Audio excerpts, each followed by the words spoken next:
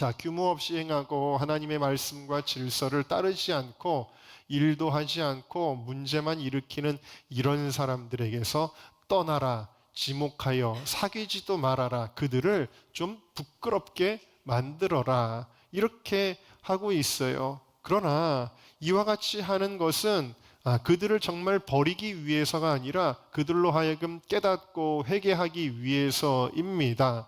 절대로 그들을 포기한 것은 아니에요. 무엇을 보면 알 수가 있느냐? 15절을 보겠습니다. 시작. 그러나 원수와 같이 생각지 말고 형제같이 권하라. 다시 말해 이들은 회개와 개선의 여지가 있는 사람들이다라는 것이에요. 다시 말해 권고의 대상이다라는 이야기입니다. 그러니까 사도 바울이 영혼에 대한 긍휼이 없거나 회개의 복음을 중요하게 여기지 않아서 아까 말씀드린 대로 무리하고 악한 사람들, 그들은 어쩔 수 없다라고 이야기하는 것이 아닙니다. 하나님의 그 사랑의 마음, 회개의 복음은 사도 바울 안에 여전히 있었기 때문에 교회 안에 이렇게 문제를 야기하는 사람들조차도 사도 바울은 끝까지 회개하여 돌이키게 하기를 원했던 것이죠. 그런데 그럼에도 불구하고 아까 우리가 보았던 2절에 언급한 무리하고 악한 사람들에 대하여는 그러한 긍휼의 메시지, 권고의 메시지, 회개의 요청에 대한 메시지가 등장하지를 않고 대신 이렇게 언급하고 있는데요. 우리 2절을 다시 읽어보겠습니다. 시작. 또한 우리를 무리하고 악한 사람들에서 건지옵소서 하라. 믿음은 모든 사람의 것이 아님이라 그랬어요. 믿음은 모든 사람의 것이 아닙니다. 여러분, 하나님이 죽어라고 안 믿어지는 사람이 있다는 거예요. 끝까지 안 믿을 사람, 믿음이 안 생기는 사람, 더 나아가 끝까지 하나님을 대적하고 교회를 핍박하는 사람이 있다는 것입니다. 여러분, 우리나라가 지금 여러 가지 정치가 과잉된 시대인데 TV를 들어보면 TV 토론도 하고 그러더라고요. 그런데 이런 분야에서도 말이 안 통하는 답답한 사람들이 있지요. 어떤 극단에 있는 사람들은 설득의 대상이 아닙니다. 온건한 사람들, 중간에 있는 사람들까지를 설득의 대상으로 삼지요. 사상이 종교화되어 버린 사람들은 설득의 대상이 아니라 이기는 대상으로 여기고 그들을 그냥 내버려 두지 않습니까? 비슷합니다. 우리의 신앙생활에서도요. 아무리 이야기해도 계속해서 하나님을 대적하는 사람들이 있다는 것입니다. 절대로 믿음을 소유하지 못하는 사람들이 있다는 것입니다. 그래서 헛된 바람에 에너지를 낭비하지 말 것을 단호하게 말씀하시는 거예요. 믿음은 모든 사람의 것이 아니다라는 것입니다. 이 말씀을 보면 하나님 불공평하시네. 왜? 믿음은 하나님의 은혜로 우리에게 주어지는 것인데 저 사람들은 너무 차별받는 것 아닌가? 하나님이 불공평하신 것이 아닌가라고 생각할지 모르겠으나 하나님이 불공평하신 것이 아닙니다.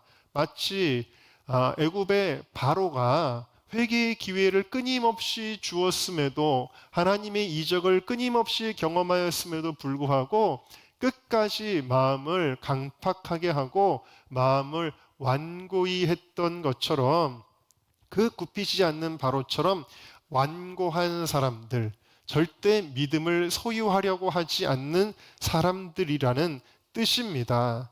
로마서 1장 28절을 같이 읽어보겠습니다. 또한 저희가 마음에 하나님 두기를 싫어하며 하나님께서 저희를 내어버려 두사 합당치 못한 일을 하게 하셨으니 우리가 범죄하려고 하면 하나님이 막으시지요. 또 회개하게 하시지요. 간섭하시지요. 그런데 이 사람들은 하나님이 내버려 두었다. 합당치 못한 일, 죄악을 행하도록, 때로는 교회를 핍박하는 일조차도 행하도록 하나님이 내어버려 두셨어요. 그 이유는 하나님이 그들을 차별하셔서가 아니다. 그것은 그들이 마음에 하나님 두기를 싫어했다, 거부하였다. 그래서 그들의 마음이 상실되었다라고 이야기를 하는 것입니다. 여러분, 굉장히 절망스러운 표현이지요. 이 사람들은 소망이 없는 사람들이기 때문입니다. 그러나 한편으로는 이 말씀을 대할 때 우리는 너무나 감사할 수밖에 없어요. 감격스러운 표현입니다. 무슨 얘기냐면 예수 믿는 거 쉬운 일 아니라는 거예요. 여러분들이 예수님 믿고 이 자리에서 예배 드리는 거 당연한 거 아니라는 거예요. 자연스러운 거 아니에요. 누군가에게는 정말 죽을 때까지 안 되는 것이 믿음을 소유하는 것이라는 이야기이지요. 믿음은 모든 사람의 것이 아닌데 이렇게 소유하기 힘든 것이 믿음인데 내가 도대체 무슨 이유로 이 믿음을 소유하게 되었을까요? 에베소서 2장 8절을 읽겠습니다. 시작. 너희가 그 은혜를 인하여 믿음으로 말미암아 구원을 얻었나니 이것이 너희에게서 난 것이 아니요 하나님의 선물이라고 이야기를 하는 거예요. 그래서 내 힘으로 예수 믿을 수 없는데 여러분들 전도하다 보면 왜 이렇게 예수를 안 믿을까? 아니 여러분이 사랑하는 가족이나 친구들 중에 특별히 예수님 받아들이지 않아서 안타까울 때 많잖아요. 그게 정상이라는 거예요. 근데 하나님의 선물, 주님의 은혜를 입어서 내가 예수님을 믿게 되었구나. 내가 내 마음에 주를 모시게 되었구나. 이제는 안 믿는 게 힘들어지는 은혜를 받게 되었구나. 감사하시기를 주의 이름으로 축원합니다. 어쨌든 이것은 하나님의 신비예요. 하나님의 예정, 그러나 그 예정은 우리의 의지와 충돌하지 아니하고 우리의 의지를 사용하셔서 우리를 선택하신 그 하나님의 구원의 신비이지요. 그러니 우리는 우리의 구원에 대하여는 감사할 것이지만 그러나 한편으로는 우리는 이제 현실을 직시하는 것입니다. 무슨 얘기냐면 전혀 돌아서지 않는 악인들은 그들의 악을 계속해서 행할 것이라는 이야기예요. 다시 말해서 다 회개하고 돌이키면 좋겠지만 여러분들 마음속에도 야 저렇게 악한 사람이 있는데 힘을 가지고 있는데 저 힘을 가진 사람이 회개하고 돌이키면 얼마나 좋을까 하는 우리의 바람들이 있지만 그러나 현실을 우리가 받아들이자 그들은 그들의 악을 계속 행할 것이다 라는 것입니다.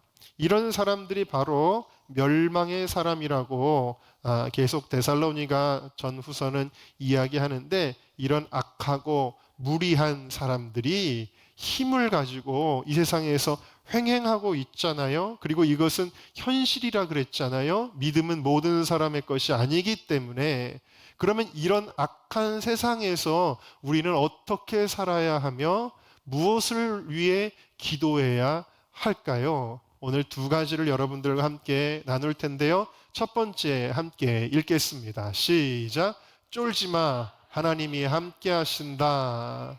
아멘. 여러분 방금 말씀드린 대로 악한 사람들이 횡행하는 권력을 휘두르는 그런 세상, 그런 현실이기 때문에 예수님은요 주님의 자녀들 백성들을 세상으로 파송하실 때마다 이런 마음을 보여주고 계세요. 마태복음 10장 16절을 보니까 내가 너희를 보냄이 마치 양을 이리 가운데 보내는 것 같다라고 말씀을 하고 계세요. 그러니까 오늘 이렇게 예배를 드리는데 우리 은정교회도 지금 딱 보니까 다들 양들만 계시네요. 근데 이 양들을 예배가 마치고 나서 이제 월요일부터 세상으로 하나님이 보내실 때 이리 가운데 양을 보내는 것 같다. 세상이 이렇게 악한 자들로 가득하다라는 거예요. 양은 얼마나 연약한 존재입니까? 제가 뉴질랜드 갔을 때 양털 깎는 쇼를 하더라고요. 이 양들은요, 반항도 안 해요. 끌려가는 대로 끌려가고, 눕히면 눕혀지고, 털을 깎으면 그냥 가만히 깎이고, 털만 깎이나요? 그 양들 또 목에 칼을 대면 양고기로 그냥 자기를 희생하지요. 이와 같이 연약한 양들이라는 건데, 이 양들이 이리 가운데로 간다면 얼마나 무섭고 떨리겠습니까? 그러니까 매매하고 울 수밖에 없는 것이 당연한 것이죠. 그래서 우리에게 필요한 기도를 보여주고 계시는데 2절 말씀입니다. 시작. 또한 2절 시작. 또한 우리를 무리하고 악한 사람들에게서 건지옵소서 하라. 아멘. 자, 우리를 이 무리하고 악한 사람들에게서 누군가가 보호해 주지 않으면 안 됩니다. 건져 주어야 됩니다. 구원해 주어야 합니다. 바로 누가 이 일을 행하시는가? 우리 하나님 아버지이십니다. 우리 하나님께서 양 같은 우리를 건져 주십니다. 그리고 이 기도에 대한 주님의 약속이 3절에 나오죠. 읽겠습니다. 시작. 주는 미쁘사 너희를 굳게 하시고 악한 자에게서 지키시리라. 믿으십니까? 여러분, 제가 길을 가다가 재미있는 광경을 본 적이 있는데요. 큰 개가 한 마리가 이렇게 묶여 있어요. 그런데 그 앞을 조그마한 개, 조그만 강아지죠. 마티즈 같은 그런 조그만 강아지를 어떤 사람이 끌고 가는 거예요. 만약에 이 개를 그냥 풀어놓으면, 두 마리의 개를 풀어놓으면 이 조그만 말티즈가 어떻게 될까요? 아마 오줌을 지리고 도망가기 바쁠 것입니다. 근데 놀랍게도 여기 묶여있는 큰 개는요, 이렇게 노려보면서 가만히 있기만 하는데 이 조그만 개가 마치 큰 개를 잡아먹을 듯이 소리를 지르면서 얼마나 난리를 치면서 공격하려고 그러는지 몰라요. 여러분이 그 이미지를 한번 상상해 보셔도 우스울 것입니다. 왜요? 조그만 개, 큰 개를 당해낼 수 없는데 말이죠. 마치 자신이 이길 것처럼 얼마나 용감한지 모릅니다. 근데 그 조그만 강아지가 용감할 수 있는 이유가 있습니다. 바로 자기 옆에 주인이 자기를 붙들고 있기 때문이에요. 여러분, 오늘 우리들의 삶이 꼭 그와 같은 것입니다.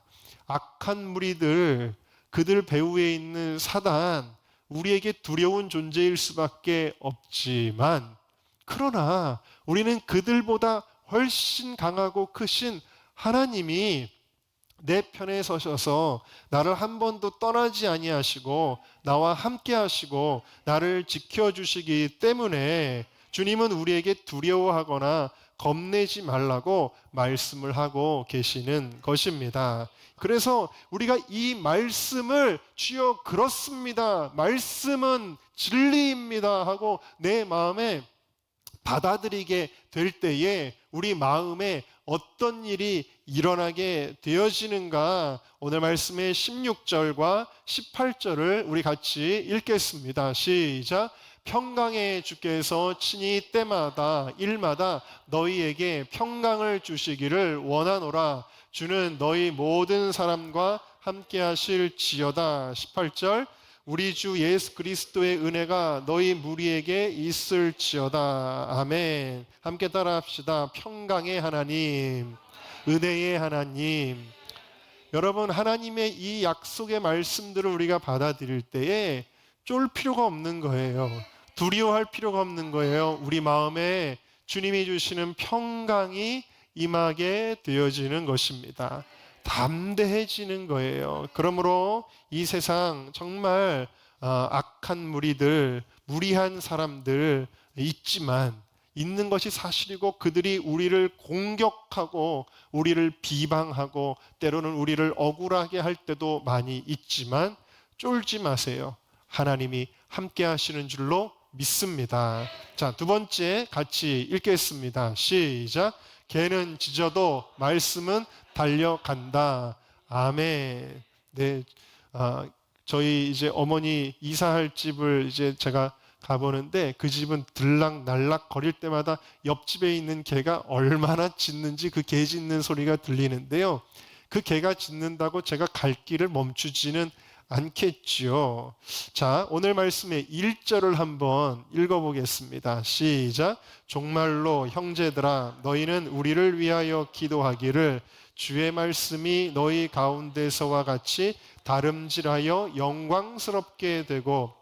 자, 여기 주어가 주님의 말씀이에요. 사람이 아니고 말씀인데 말씀이 다름질을 해서 영광스럽게 된다라고 표현을 하고 있습니다. 다름질하다는 말은 헬라어로 트레케라고 하는데 아주 급하게 달려가는 거예요.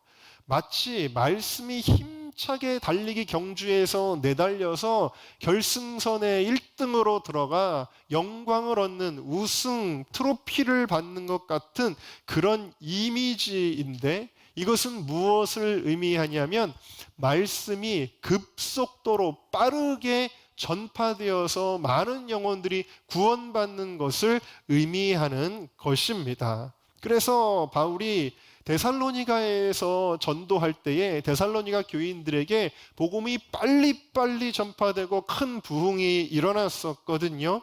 그래서 그것을 기억하면서 너희들에게 역사했던 이 말씀이 이제 다른 곳에서도 빨리빨리 전파되어서 다름박질하여서 하나님의 영광이 드러나도록 기도해 주십시오라고 기도를 요청을 한 것입니다. 그리고 이 요청을 한 후에 2절과 3절에서는 아까 말씀드린 대로 복음을 위해 달려가는 이 사람들을 향한 하나님의 각별한 구원과 보호를 약속하시고 나서 4절에 또 이와 같이 말씀하는데요. 읽어보겠습니다. 시작. 너희에게 대하여는 우리의 명한 것을 너희가 행하고 또 행할 줄을 우리가 주 안에서 확신하노니. 무슨 얘기냐면 악하고 무리한 사람들이 이 복음의 사역을 방해하려고 하겠지만 당연히 그렇죠. 마귀가 제일 싫어하는 게 무엇입니까? 누군가 예수 믿는 거잖아요. 우리가 하나님 앞에 예배하는 백성 되는 거잖아요. 그러니까 마귀는 여러 가지로 방해하고 시험하고 두렵게 할 거예요. 그러나 우리의 명한 것을 너희가 행할 것을 믿는다. 행할 줄을 주 안에서 확신한다. 무슨 얘기예요? 이와 같이 저 악한 무리들이 개가 짖듯이 짖어대겠지만 너희는 행할 것을 하면 된다 라는 것입니다. 13절 말씀을 읽어볼까요? 시작. 형제들아 너희는 선을 행하다가 낙심치 말라. 여러분, 주의 일 한다고 해서 좋은 일만 있는 것은 아니잖아요. 그렇죠? 여러분이 예를 들어서 교회에서도 무언가를 맡아서 한다 그러면 항상 칭찬만 받고 사람들이 잘 따라주는 일들만 있나요? 때로는 억울한 일, 상처받는 일, 고단한 일도 있습니다. 그렇죠. 그렇다고 해서 선을 행하다가 낙심하면 안 되는 것처럼 우리가 복음 전파의 사명을 가지고 있을 때 방해가 있어요. 가지마, 안 돼, 멈춰라는 수많은 소리들이 있지만 그렇다고 해서 두려워하거나 낙심하지 말라는 것입니다. 사도 바울이 아덴에서 고린도로 들어와서 복음을 증거하는데 유대인들이 계속 사사건건 방해하고 복음 전파 못하게 하는 것입니다.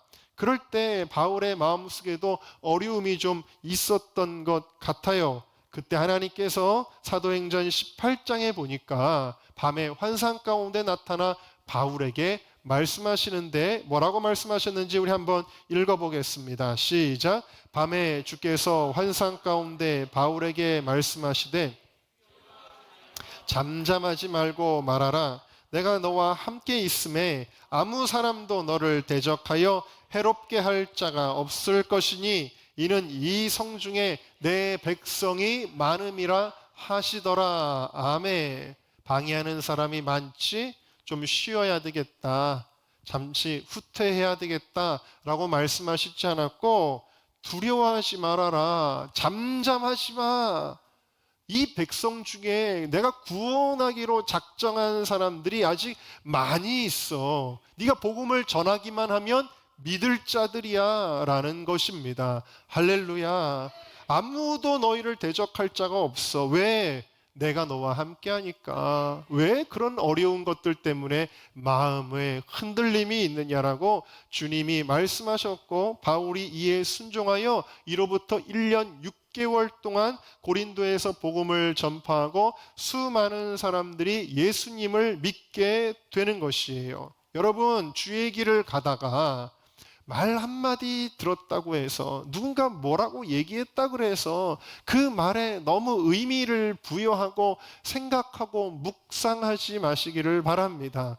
여러분, 우리 큐티도 제대로 안 하는데 하나님의 말씀 묵상하는 것도 부족한데, 누군가가 나한테 좀 기분 나쁘게 말한 거 아니야? 저 사람이 나한테 모멸감을 준 것 같은데 아침에도 생각하고 낮에도 생각하고 자기 전에도 또 생각나고 다음날에 잊어버린 줄 알았는데 또 생각하고, 그래서 에이 나 못하겠네, 이러면 안 된다라는 것입니다. 여러분, 이것 때문에 상처받고 낙심하고 십자가 잘 못 질 때가 얼마나 많이 있는지 몰라요? 또 누군가가 방해한다고 쉽게 포기하고, 또 여러분, 주의 일 하는데 당연히 주의 일은 힘든 거거든요. 십자가가 왜 십자가예요? 무거우니까 십자가거든요. 근데 우리 뭐 합시다, 아싸 막 하면서 화이팅 하면서 시작했는데 막상 해보니까 어려운 일이 많네, 이거 못하겠네, 그러면 안 되죠. 원래 십자가는 어려운 일이 좀 있는 거예요. 그래서 십자가가 가치가 있는 거예요. 자, 근데 좀 어려운 일 만났다고 해서 포기하고 그러면 안 되는 것입니다. 예수님이 이 땅에 오셔서 십자가 지시기까지 얼마나 많은 시험과 박해가 있었습니까? 예수님에게 얼마나 포기해야 마땅한 순간들이 있었습니까? 그럼에도 불구하고 예수님은 끝까지 십자가 지셨잖아요. 예전에 김영삼 대통령이 돼가지고 무슨 하나회라는 뭐 그런 사조직을 없애고 군에 뭐 개혁을 하는데 저항이 많았고 어려움이 많았을 때에, 또 언론에서 여러 가지로 비판하고 그럴 때에 이런 유명한 얘기를 했었죠. 개가 짖어도 기차는 간다. 이건 무슨 얘기예요? 아무리 어려움이 있어도 할 거 하면 된다라는 의미이지요. 그러므로 여러분, 아까도 말씀드린 것처럼 악하고 무리한 사람들, 무시무시해 보이고 너무 피곤하게 느껴질 때도 있겠지만 하나님이 나를 붙들어 주시면 갈 수 있어요. 너무 쫄 필요 없습니다. 낙심할 필요 없습니다. 지엽적인 것입니다. 다 신경 쓰지 말고 달려가야 하는 것입니다. 우리는 우리 할 일을 하는 것입니다. 왜요? 하나님이 하시기 때문입니다. 코로나 사태가 발생하고 나서 여러분 놀라지 마십시오. 무려 대한민국에 10,000개의 교회가 없어졌다고 합니다. 여러 가지 우리에게 억울한 할 말들 많지요. 엊그저께도 방역 조치가 많이 좀 완화됐다라고 하는데, 보니까 결혼식도 수백 명이 드리고 무슨 다른 모임들 공연장 같은 데도 막 수백 명이 특별한 무슨 원칙 없이도 그렇게 모이게 해놨는데 교회만 똑같이 계속 묶어놨어요. 굉장히 차별적인 것이죠. 얼마나 정말 이 정책들이 교회를 정말 차별하고 타겟으로 하고 있는지 너무나도 명명백백하게 보이는 것을 볼 수가 있습니다. 그러나 여러분, 그것보다 더 중요하게 10,000개의 교회가 없어진 이유를 여러분들에게 설명을 드릴까요? 그 이유는 많은 사람들이 어려움 때문에 포기했기 때문입니다. 어떤 이들은 병 걸릴까봐 두려워서, 나 코로나 걸리면 어떡하지가 두려워서 예배드리기를 포기했기 때문입니다. 어떤 이들은 내가 교회 간다고 해서 회사에서 불이익을 받으면 어떡하지, 그래서 스스로 포기했기 때문입니다. 어떤 교회들은 여론이 무서워서 하나님께 드리는 의무를 포기했기 때문입니다. 그래서 교회 나와 예배하고 기도하겠다는 사람들을 교회가 오히려 문을 닫고 집으로 돌려보냈기 때문입니다. 어떤 영적 지도자들은 사람들의 의견 하나하나를 다 소중히 듣다가 그것들에 흔들리고 어떻게 해야 될지 모르고 우왕좌왕하다가 정말 우리가 해야 될 신앙의 일들을 멈췄기 때문입니다. 여러분, 사실 우리 교회만 해도 얼마나 여러 가지 의견들이 있겠습니까? 그러나 오직 주님의 음성 듣고 나아가는 것이 영적 지도자의 책무입니다. 예배는 멈출 수 없는 것입니다. 예배는, 우리의 기도는 멈춰질 수 없는 것입니다. 어떠한 상황과 시대 속에서도 멈출 수 없고 달려가야 되는 것이고요. 더더군다나 여러분, 요즘에 전도하는 교회가 흔치 않지요. 세상 사람들이 우리를 비난할 거야. 악하고 무리한 사람들이 실제로 존재하니까, 그러니까 두려움이 생길 수도 있지만, 우리 은정교회 지금까지 코로나 이후에도 한 주도 거르지 않고 열매가 있든지 없든지 전도를 나갔습니다. 이 기차는 달려가야 되는 것입니다. 그리고 이 전도의 과정들 속에서, 이 코로나 속에서도 예수님 믿는 이들이 있었습니다. 지옥 갈 사람, 천국 가는 역사가 있었습니다. 하나님은 하나님의 일을 하신다니까요. 여러분, 이 기차가 힘차게 달려서 북한을 구원하고 열방을 구원하고 부흥의 시대를 열어가실 때 하나님이 이 일에 누구를 쓰실까요? 바로 이런 어려움을 만나도, 악하고 어려운 시대 속에 살아갈지라도 우리가 해야 될 일들을 꾸준히 했던 사람들에게 이 특권을 주실 것이며, 그 특권을 부여받는 교회가 우리 은정교회가 되어질 줄로 믿습니다.